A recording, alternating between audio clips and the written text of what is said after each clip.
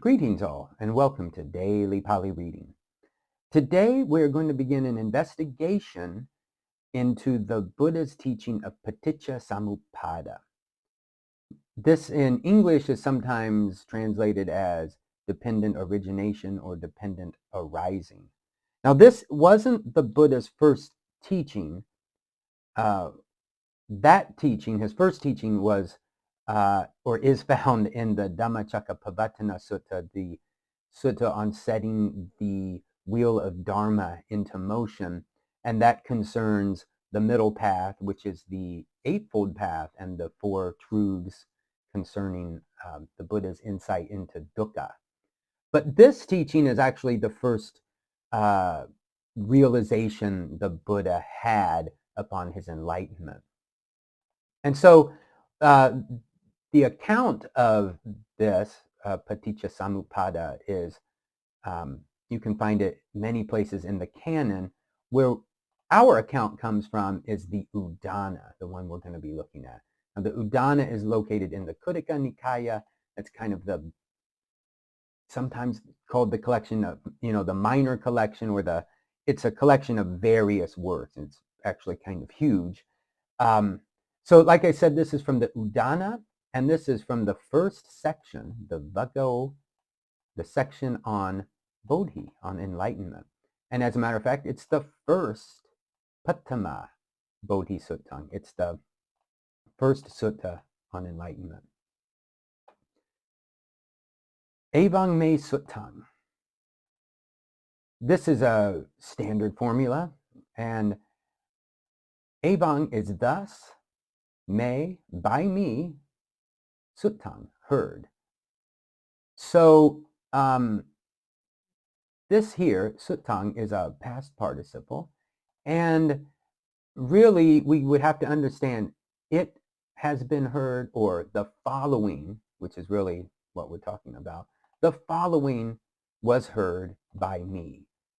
And this me is the instrumental. It's in form, this is many, this can stand for many cases, but the here it's instrumental, which is what we expect after a passive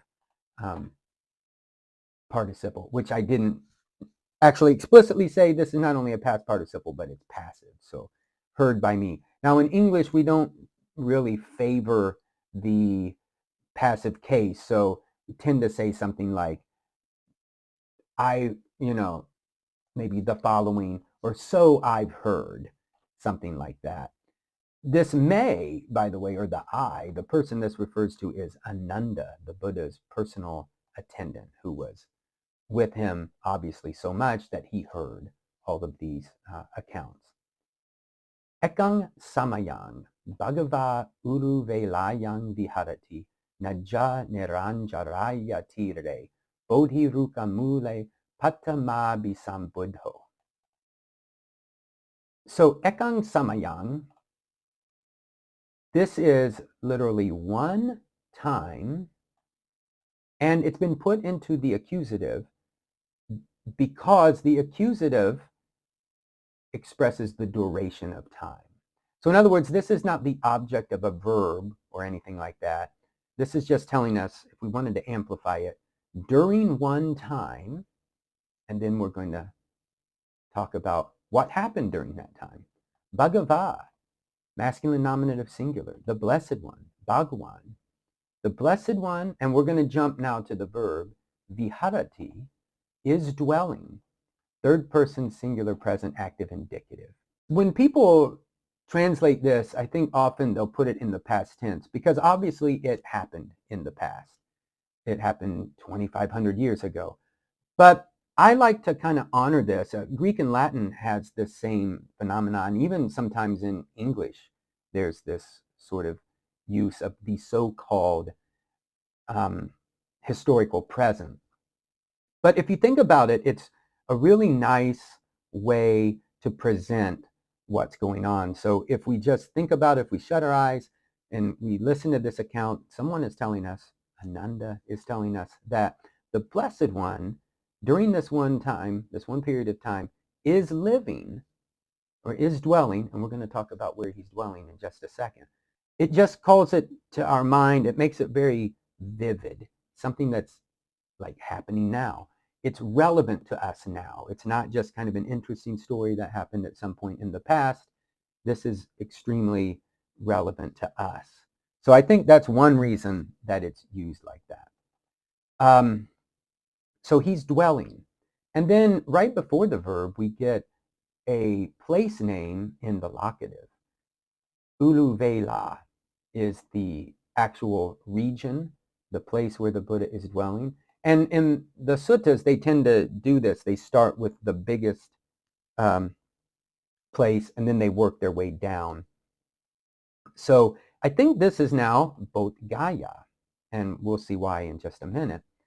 So this is the biggest place, and then after our verb, we get a locative over here, tīre. Maybe we would say on the bank. This is the bank of a river, basically. So on the bank, najjā, this is a genitive of river. Nerañjarāya, nerañjarāya. On the bank of the river Nerañjarāya. And then one more locative, mule. Mule is from mula. This is root. In English, we don't typically say someone is like dwelling at the root of a tree. We might say at the foot of a tree or just underneath the tree or a tree. And we get the word tree here. So ruka, and what kind of tree? The bodhi tree, the tree of enlightenment, which I think is some kind of fig tree or related to a fig tree. Someone can let me know that. Obviously this was not called the tree of enlightenment before the Buddha attained enlightenment there. And this tree, or an offshoot of it, is still at Bodhigaya. And then at the end here, we get a compound word giving us a little more information about bhagavā. So this is masculine nominative singular, paṭhamābhisambuddho. If we broke it apart, it would look actually like that. When these come together, we get this long A.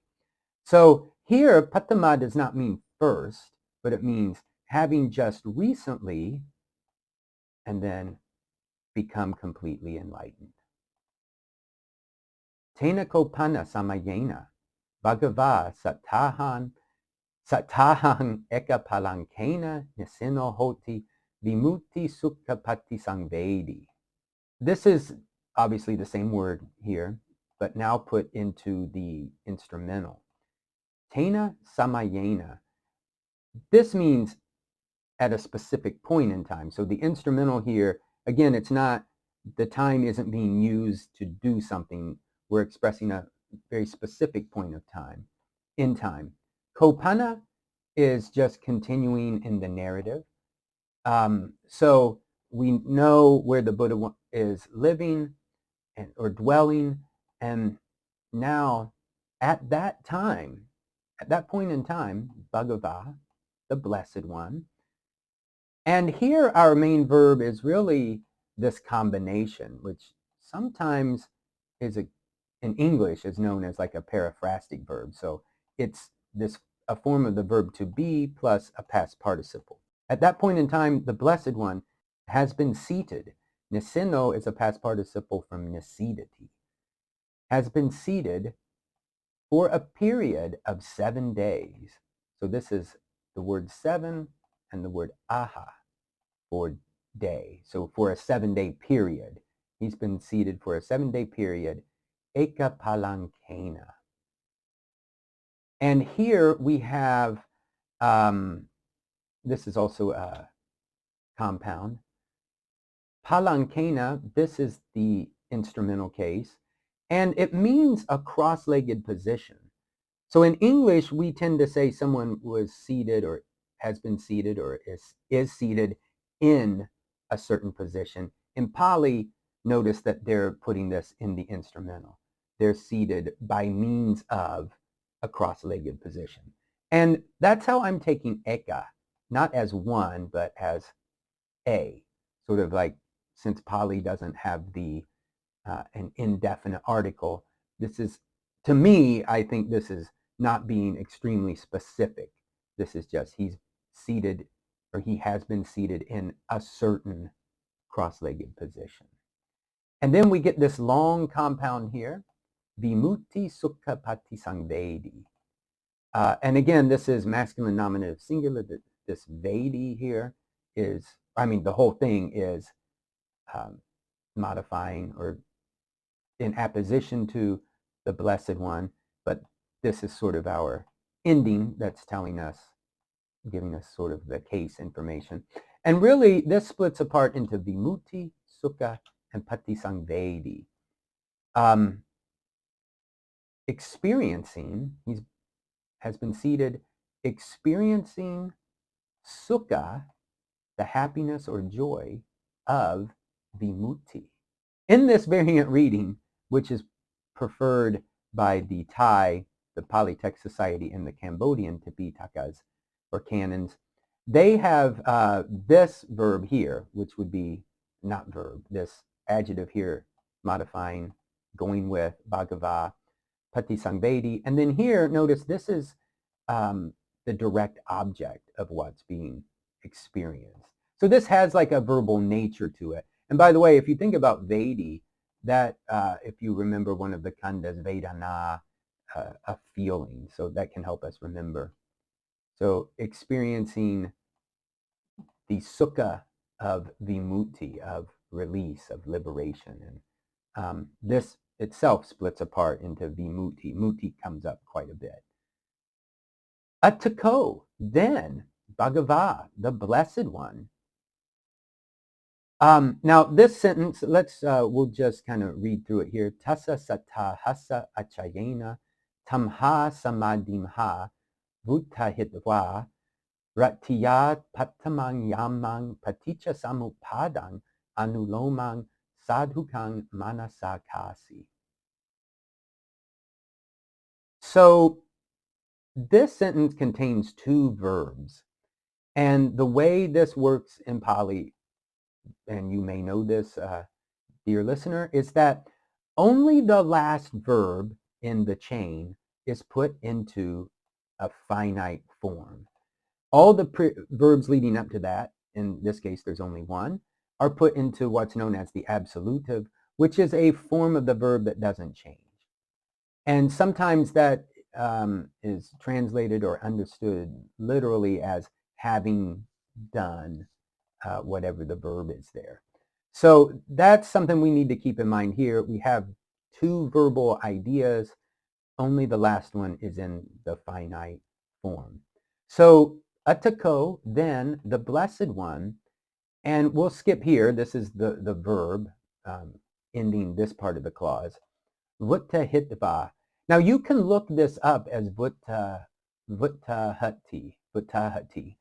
but really the verb is uttahati. And this V just gets inserted because this word has ended in a vowel.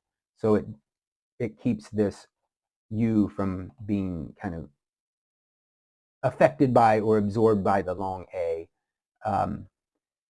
And what this means is this ut is really, like, we can think of it as up, and ta is sta, or stand. So kind of literally, having stood up, or having roused himself from. And here we have this demonstrative pronoun put into the ablative singular, and likewise this is in the ablative singular here. We probably all know this word, samadhi. So having roused himself from this samadhi, which was under discussion here, this sitting for a 7-day period, and we would expect that, from the ablative expresses that. And then we have acchayena. So again, the instrumental being used to express a period of time. So at the period, or like maybe after a period of this 7 days. So, or at the conclusion of this 7-day period, after these 7 days, we might say in English, the Buddha, or the Blessed One, roused himself from this samadhi, and we might go a little more in order here. Paṭhamābhisambuddho. During the first watch, ratiya, of the night, rati, manasa kasi. Now this is our main verb here. It's in the aorist, third person singular aorist. This comes from the verb karoti.